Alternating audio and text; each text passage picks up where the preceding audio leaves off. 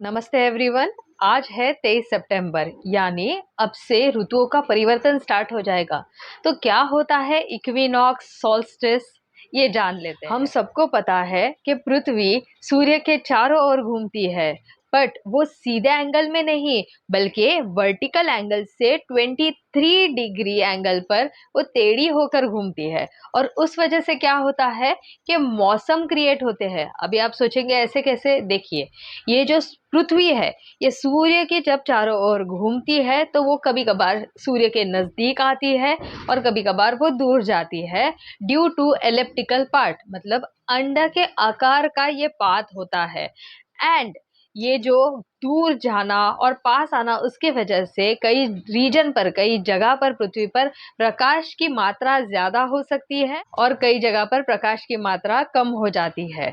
तो इस वजह से क्या क्रिएट होता है, जगह जगह पर अलग अलग टाइप के क्लाइमेट यानी मौसम हो जाते हैं। और इसी वजह से क्रिएट होता है संक्रांति यानी सॉल्स्टिस एंड इक्विनॉक्स यानी विषुव। साल में 2 बार होता है इक्विनॉक्स यानी विषुव।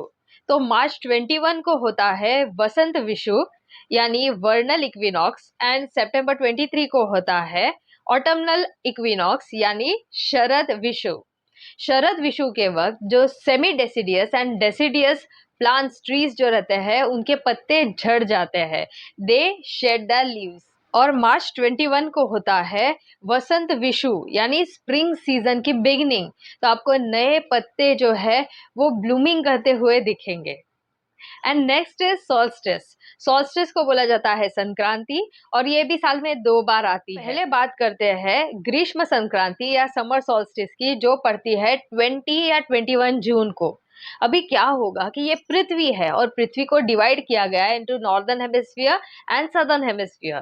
तो ये जो नॉर्दर्न हेमिस्फीयर है ना, इसके एक लिमिट तक सूरज जो है ना वो ओवरहेड रहेगा, मतलब सीधे सीधे रोशनी जो है वो उस जगह तक पड़ेगी। तो ये जगह कहाँ की है? इसे बोला जाता है कर्क रेखा। कर्क रेखा यानी ट्रॉपिक ऑफ कैंसर तक सूरज डायरेक्टली ओवरहेड आ जाता है, और नॉर्दर्न हेमिस्फीयर में डेज जो है वो लॉन्गर हो जाते हैं एंड नाइट जो है वो शॉर्टर हो जाते हैं। उलट यानी सदर्न हेमिस्फीयर में नाइट जो है वो लॉन्गर हो जाएंगे एंड डेज जो है वो शॉर्टर हो जाएंगे।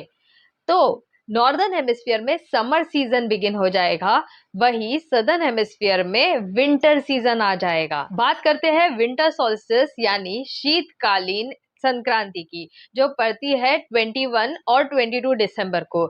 इस वक्त सदर्न हेमिस्फीयर जो रहता है वहां पर सूरज जो है यानी सन डायरेक्टली ओवरहेड रहता है। कितना लिमिट तक रहेगा ये? तो ट्रॉपिक ऑफ कैप्रिकॉर्न यानी मकर रेखा तक इसकी जो लिमिट है वो बनी रहेगी। एंड यहाँ पर देखने को मिलता है सदर्न हेमिस्फीयर पर स्टार्ट ऑफ समर सीजन रहेगा। डेज जो है वो लॉन्गर हो जाएंगे एंड नाइट जो है वो शॉर्टर हो जाएगी। इसके उलट नॉर्दर्न हेमिस्फीयर, मतलब जहां पर भारत है, वहां पर नाइट लॉन्गर हो जाएंगी। हमारे यहाँ पर विंटर सीजन आएगा तो night longer and days shorter हो जाएंगे। और क्या आप जानते हैं, जब सूरज नॉर्दर्न हेमिस्फीयर पर चमकता है तो 6 महीने के लिए नॉर्थ पोल पर सवेरा ही रहता है, वहां पर अंधेरा नहीं होता। वही जब सूरज सदर्न हेमिस्फीयर पर चमकता रहता है तब साउथ पोल यानी दक्षिण ध्रुव पर जो सूरज है 6 महीने के लिए चमकता रहेगा, वही नॉर्थ पोल जो है यानी उत्तरी ध्रुव पर अंधेरा रहेगा।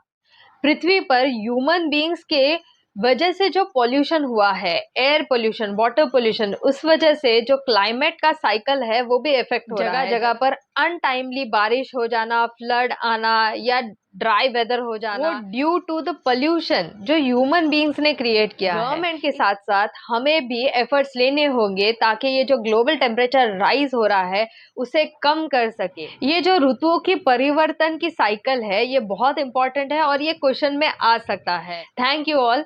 मेरे इस कंटेंट को जरूर स्प्रेड कीजिए, और अगर आप कुछ सजेशन देना चाहते हैं तो वो कमेंट सेक्शन में जरूर पोस्ट कीजिए।